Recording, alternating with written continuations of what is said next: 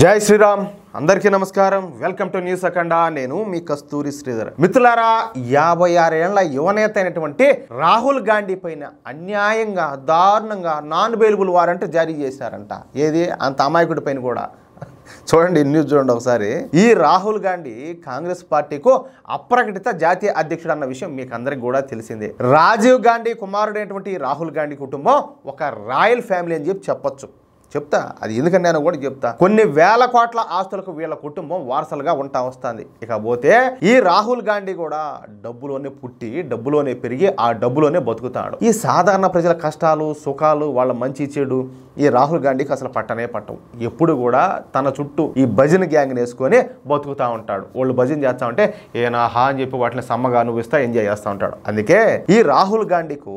తలపోగురు గర్వం ఇవన్నీ కూడా వచ్చినాయి దానికి తోడు కాంగ్రెస్ పార్టీకు యువరాజు కావడం తాను ఏది చెబితే కాంగ్రెస్ పార్టీలో అదే శాసనం కావడంతో ఇక ఈ రాహుల్ గాంధీకు పట్టణ పగ్గాలు లేకుండా పోయినాయి ఇక అందరినీ కూడా నోటికి వచ్చినట్టు మాట్లాడడం అడ్డు అదుపు లేకుండా విమర్శించడం చివరకు ఒక స్థాయి దాటి వ్యాఖ్యానించడం ఈ రాహుల్ గాంధీకి పరిపాటి అయిపోయింది మీరందరూ కూడా చూశారు మొన్న పార్లమెంట్ ఎలక్షన్స్ తర్వాత ఈయన ప్రతిపక్ష నాయకుడు అయిన తర్వాత పార్లమెంట్ సాక్షిగా దేశమంతా కూడా చూస్తుందని కూడా ఏ మాత్రం ఇంకిత జ్ఞానం కూడా లేకుండా యావత్ హిందూ సమాజాన్ని ఎంతగా ద్వేషించినాడో దూషించినాడో మీరందరూ కూడా చూశారు ఇకపోతే భారతీయ జనతా పార్టీ కార్యకర్తలను పురుగులాగా చూడడం ప్రారంభించాడు ఎందుకంటే ఆయనకు అడ్డం కదా వీళ్ళంతా కూడా అంతేకాకుండా బీజేపీ నాయకులపైన కూడా నోటికి వచ్చినట్టు మాట్లాడడం మొదలుపెట్టినాడు ఈ క్రమంలోనే 2018లో ఈ రాహుల్ గాంధీ భారతీయ జనతా పార్టీ నాయకులైనటువంటి అమిత్ షా గారి పైన తీవ్రమైన దారుణమైన వ్యాఖ్యలు చేసినాడు అప్పట్లో అంటే ఇప్పుడు 2018లో అమిత్ షా గారు భారతీయ జనతా పార్టీకు జాతీయ అధ్యక్షులుగా ఉంటా ఉన్నాడు ఇకపోతే ఈ రాహుల్ గాంధీ తమ కాంగ్రెస్ సమావేశంలో మాట్లాడతా అమిత్ షా ఒక కూనికోరు అతని పైన హత్యలు చేసిన కేసులు ఉన్నాయి అమిత్ షా అనేక మందిని హత్యలు చేయించాడంటూ అతి దారుణంగా తీవ్రమైనటువంటి వ్యాఖ్యలన్నీ కూడా చేసినాడు మరి మన దేశంలో రాజ్యాంగం ఉండాలి చట్టాలు ఉన్నాయి నిజంగా ఆయన హత్యలే చేపించుంటే ఏది చట్టాన్ని చేతుల్లోకి తీసుకొని మరి కోర్టులన్నీ ఉన్నాయి కదా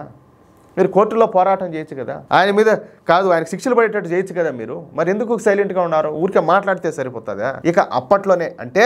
2018లోనే ఈ రాహుల్ గాంధీ పైన ఈ కేసు అయితే నమోదైంది ఈ కేసును బీజేపీకు చెందినటువంటి ప్రతాప్ కటియార్ అనే నాయకుడు జార్ఖండ్లోని ఎంపీ ఎమ్మెల్యే కోర్టులో ఆ కేసు వేసినాడు ఈ ఎంపీ ఎమ్మెల్యే కోర్టు అనేది జార్ఖండ్లోని చైబాసాలో ఉంటుంది ఇక ఈ కేసును స్వీకరించినటువంటి జార్ఖండ్ కోర్టు ఈ కేసుకు సంబంధించినటువంటి న్యాయ విచారణ ప్రారంభించింది అయితే తాను జాతీయ నాయకుడినని తాను జార్ఖండ్లోని ఈ చైబాసా కోర్టుకు రాలేనని ఈ రాహుల్ గాంధీ తెలపడంతో ఈ జార్ఖండ్ ఎంపీ ఎమ్మెల్యే కోర్టు ఏం చేసింది ఈ కేసును జార్ఖండ్ హైకోర్టుకు ప్రమోట్ చేసింది అయినా సరే నీ స్థాయి పెద్దది కదా సరే నువ్వు ఆడికే పోయి సరే నీ సంజాయిషి ఏదో చెప్పమని చెప్పి పంపించినారు అయితే ఈ కేసును విచారణకు స్వీకరించినటువంటి జార్ఖండ్ హైకోర్టు మళ్ళీ ఈ కేసును తిప్పి ఎంపీ ఎమ్మెల్యే కోర్టుకు పంపించింది ఇక అప్పటి నుంచి జార్ఖండ్లోని ఈ ఎంపీ ఎమ్మెల్యే కోర్టులో ఈ కేసుకు సంబంధించినటువంటి వాదోపవాదాలు జరుగుతున్నాయి అంటే వాళ్ళు ఏం చేశారు లేదు స్థాయి అనే తర్వాత విషయము మీ దగ్గర కదా కేసు పెళ్ళింది మీరే విచారణ చేయమని చెప్పి పంపించారనమాట ఈ క్రమంలోనే ఈ జార్ఖండ్లోని ఎంపీ ఎమ్మెల్యే కోర్టు ఎన్నోసార్లు ఈ రాహుల్ గాంధీను తమ ముందు హాజరవ్వమని చెప్పినా ఈ రాహుల్ గాంధీ ఏ మాత్రం కూడా వినిపించుకోకుండా ఈ కోర్టుకు హాజరు కాకుండా ఎగ్గొడతా ఉన్నాడు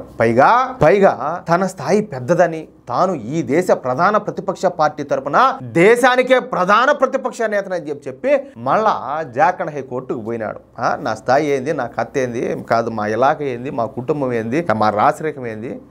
ఎట్లా కనపడుతున్నాం మీకు అలా మేము అద్దుమంటే కోర్టుకు రమ్మంటారే అది కూడా పిల్లాపిత్రి కోర్టులకు రమ్మంటారు ఏంది మీ కథ అని చెప్పేసి మళ్ళీ హైకోర్టుకు పోయినాడు ఈ కేసును కొట్టివేయాల్సిందిగా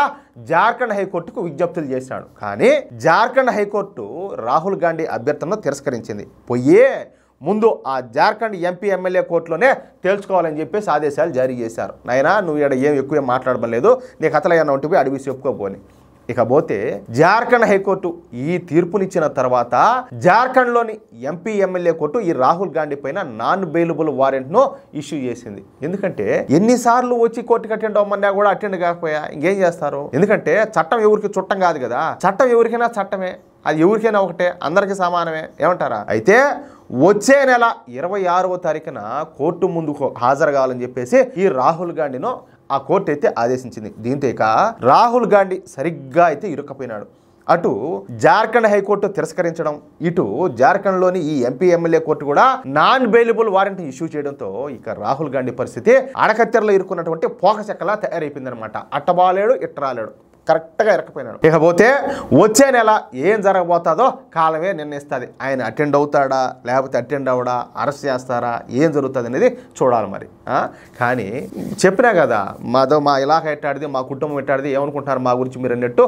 పెద్దగానే సిఫారసు చేయాలని చెప్పి చూసినాడు. అది మాత్రం వాస్తవం. చూద్దాం ఏం జరుగుతుందో. మిత్రులారా, ఈ న్యూస్ కనుక మీకు నచ్చినట్లయితే ఖచ్చితంగా ఈ న్యూస్ నలుగురికి షేర్ చేయండి. అదేవిధంగా ప్రతి ఒక్కరు కూడా మీ యొక్క అమూల్యమైన అభిప్రాయాలను ఖచ్చితంగా స్పష్టంగా కామెంట్ రూపంలో తెలియజేయండి. ఇంకో విషయం ఏంటంటే, ఇంతవరకు మీరు గనక మన ఛానల్ను సబ్స్క్రైబ్ చేసుకున్నట్లయితే ప్రతి ఒక్కరు కూడా మన ఛానల్ను సబ్స్క్రైబ్ చేసుకోండి, సపోర్ట్ చేయండి ప్లీజ్. జై శ్రీరామ్, జై హింద్.